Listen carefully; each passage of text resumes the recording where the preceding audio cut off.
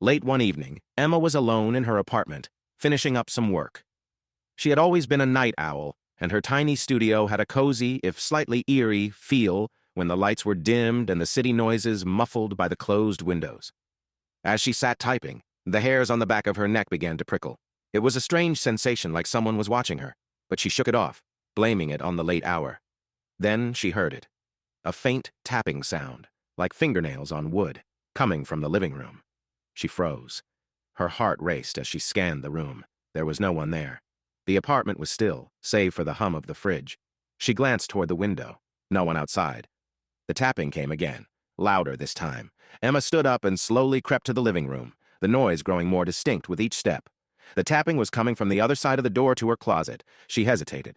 The closet door had always been a little warped, sometimes creaking when it opened or closed, but this was different. It sounded purposeful, like someone or something was inside, gently knocking. With trembling hands, she grabbed the door handle and pulled it open. Empty. Her eyes darted around the small, dimly lit space, the shadows casting long, unsettling shapes. Everything was as it should be. She sighed, half laughing at herself for being so paranoid, and stepped back to shut the door. But then she saw it.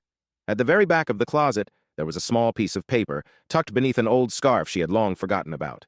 Curious, Emma knelt down and picked it up. It was a drawing, crude but clear. A stick figure with hollow eyes, standing in front of her bedroom window. The hair on her neck stood up again as she realized that something had been in her apartment.